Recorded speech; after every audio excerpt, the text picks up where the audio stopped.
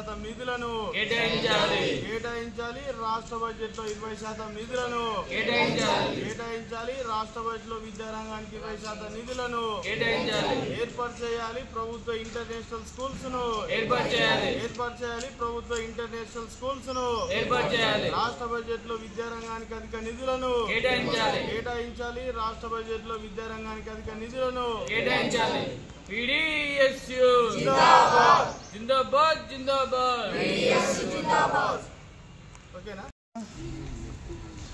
తెలంగాణ రాష్ట్ర బడ్జెట్లో విద్యారంగానికి 20% నిధులు కేటాయించాలని పీడీఎస్గా మేము డిమాండ్ చేస్తున్నాం.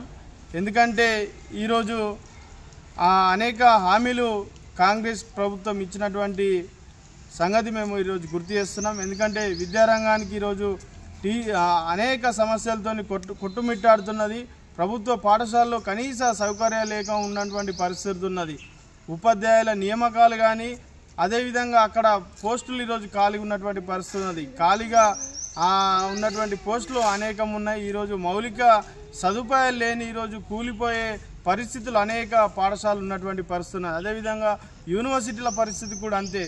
గత 10 సంవత్సరాలుగా యూనివర్సిటీలో రిక్రూట్మెంట్ కూడా జరగడం లేదు. అక్కడ మ్యానుఫ్యాక్చరింగ్ కానీ ఇవన్నీ కూడా లేనటువంటి పరిస్థితి ఉన్నది. కావున విద్యారంగం ఈరోజు డెవలప్మెంట్ కావాలంటే ఖచ్చితంగా 20% నిధులు కేటాయించాలి. అదేవిధంగా ఈరోజు ప్రభుత్వం ఏదైతే అధికారంలోకి వస్తే మేము ప్రభుత్వ ఇంటర్నేషనల్ స్కూల్స్ ఏర్పాటు చేస్తామని ఈరోజు హామీ ఇచ్చింది. వెంటనే ఆ హామీని కూడా నెరవేర్చాలి.